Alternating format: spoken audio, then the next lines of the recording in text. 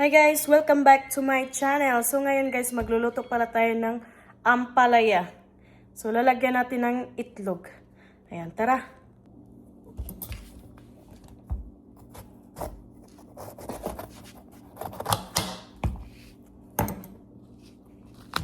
Yan lang natin tong mga buto guys. Buto. Ditso na natin dito sa plastic para hindi makalat. Guys, natanggal ko na yung mga buto-buto. Then, ginugasan ko na rin. So, i-dry lang natin ito ng tissue. Ayan din, i-chop-chop natin ng mga maliliit. Ayan. Ganituhin lang siya guys. Medyo mahirap ngayon. Ayan. Maliit lang talaga guys. Ito. Ayan. Ganituhin mo lang. Okay, so ngayon guys, yun na, na-chop ko na. Budbura natin to ng asin para matanggal yung pait. Yung nakadala ng pait niya. So ayan. I-ano lang natin to. Ayan na asin. Piga-pigain lang siya ng asin. Ayan. Pigain mo talaga ng mabuti para yung nakadala ng pait matatanggal yun. At least kunti na lang yung pait. Okay, pagkatapos nito guys, huhugasan natin to para matanggal din yung asin. Maalat.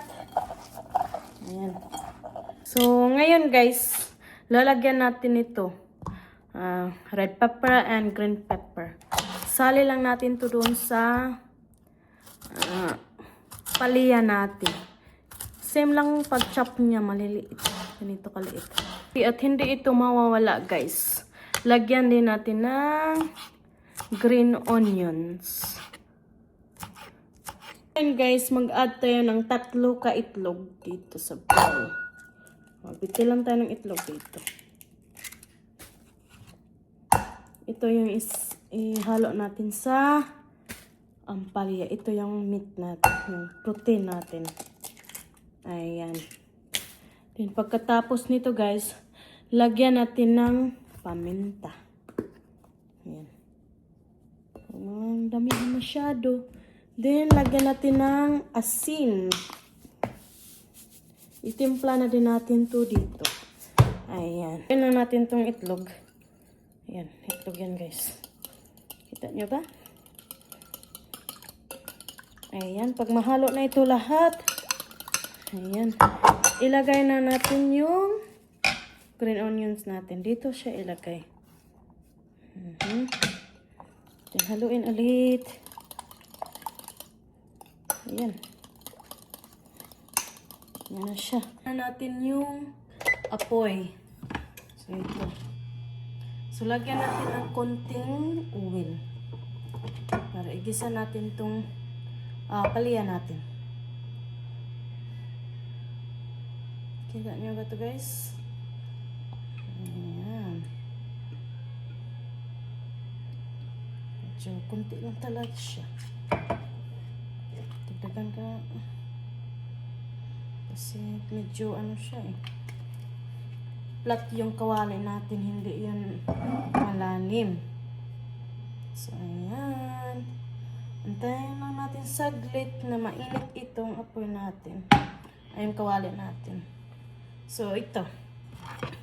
Ito na po yung paliya, guys. Tapos, sinaluan ko ng red and green pepper. So, ibuhos lang natin to dito. Medyo init na ito. Dahanan muna natin yung apoy para hindi uusok.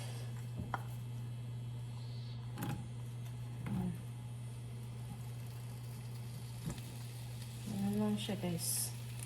Buksan natin dito.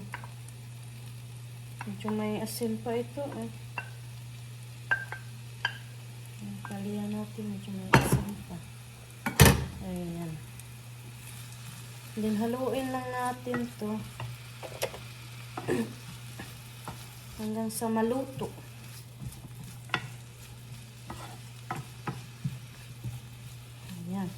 Di natin itong lutuin masyado kasi mas maganda yung crispy. So, lagyan natin ng soy sauce.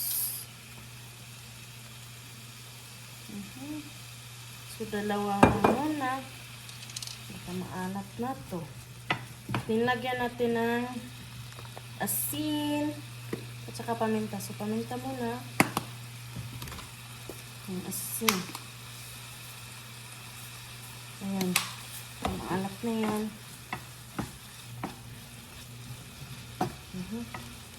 Ganitohin lang nyo pagluto guys. Yung palaya. Then, pagkatapos nito guys, lagay natin yung itlog. Tuyuan lang natin saglit.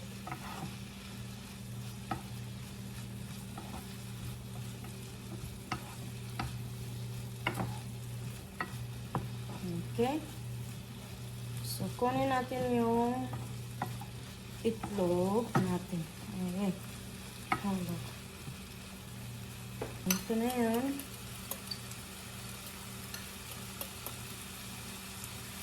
So, ibuhos lang natin dito. Ay, ano yun? Nahulog. Ito. Ayan lang guys.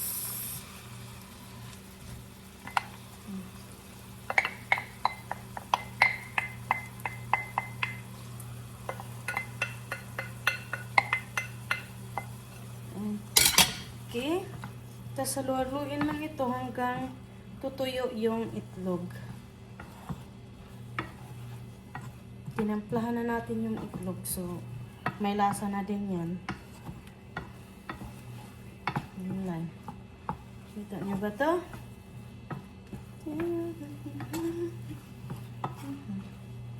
Mawi. Mawi, mawi.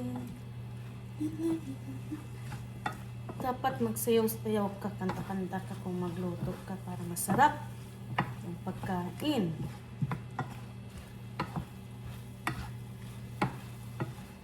Ayan. So, tingnan natin.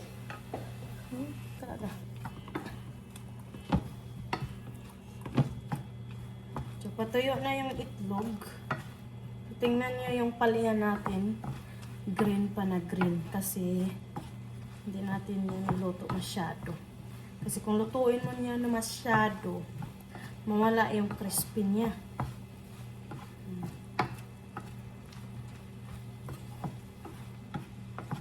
Ayan.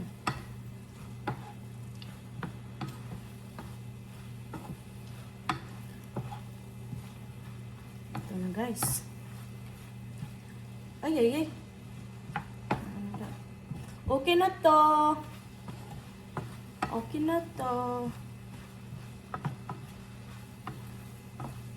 Pakita ko muna sa inyo guys. Oh, diba? Sarap-sarap tingnan ng ating palya. Green pa. So, ngayon magtikim tagay tayo sa plato para tikman natin yung luto natin na palya. So, tingnan nyo guys. So, green pa yan oh. So, malamang crispy pa ito.